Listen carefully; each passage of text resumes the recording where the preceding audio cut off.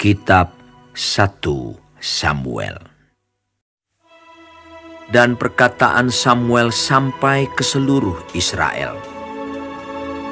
Orang Israel maju berperang melawan orang Filistin dan berkemah dekat Eben Heser, sedang orang Filistin berkemah di Afek. Orang Filistin mengatur barisannya berhadapan dengan orang Israel.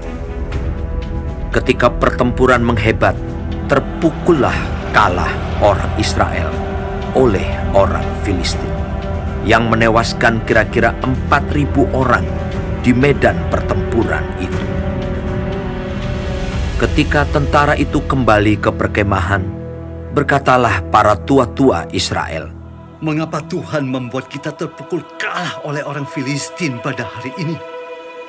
Marilah kita mengambil dari Silo tabut perjanjian Tuhan, supaya ia datang ke tengah-tengah kita dan melepaskan kita dari tangan musuh kita." Kemudian bangsa itu menyuruh orang ke Silo, lalu mereka mengangkat dari sana tabut perjanjian Tuhan semesta alam, yang bersemayam di atas para kerub. Kedua anak Eli, Hofni dan Pinehas, ada di sana dekat tabut perjanjian Allah itu. Segera sesudah tabut perjanjian Tuhan sampai ke perkemahan, bersoraklah seluruh orang Israel dengan nyaring, sehingga bumi bergetar. Dan orang Filistin yang mendengar bunyi sorak itu berkata, "Apakah bunyi sorak yang nyaring di perkemahan orang Ibrani itu?" Ketika diketahui mereka bahwa tabut Tuhan telah sampai ke perkemahan itu, ketakutanlah orang Filistin, sebab kata mereka, Allah mereka telah datang ke perkemahan itu. dan mereka berkata, "Celakalah kita, sebab seperti itu belum pernah terjadi dahulu. Celakalah kita. Siapakah yang menolong kita dari tangan Allah yang maha dahsyat ini? Inilah juga Allah yang telah menghajar orang Mesir dengan berbagai-bagai tulah di padang gurun." Kuatkanlah hatimu dan berlakulah seperti laki-laki, hai orang Filistin, supaya kamu jangan menjadi budak orang Ibrani itu, seperti mereka dahulu menjadi budakmu. Berlakulah seperti laki-laki dan berperanglah. Lalu berperanglah orang Filistin, sehingga orang Israel terpukul kalah. Mereka melarikan diri masing-masing ke kemahnya. Amatlah besar kekalahan itu. Dari pihak Israel, gugur 30.000 orang pasukan berjalan kaki. Lagi pula tabut Allah dirampas, dan kedua anak Eli, Hofni dan Pinehas, tewas. Seorang dari suku Benyamin lari dari barisan pertempuran, dan pada hari itu juga ia sampai ke Silo dengan pakaian terkoyak-koyak dan dengan tanah di kepalanya. Ketika ia sampai, Eli sedang duduk di kursi di tepi jalan menunggu-nunggu, sebab hatinya berdebar-debar karena tabut Allah itu. Ketika orang itu masuk ke kota dan menceritakan kabar itu, berteriaklah seluruh kota itu. Ketika Eli mendengar bunyi teriakan itu, bertanyalah ia, Keributan apakah itu?" Lalu bersegeralah orang itu mendapatkan Eli dan memberitahukannya kepadanya.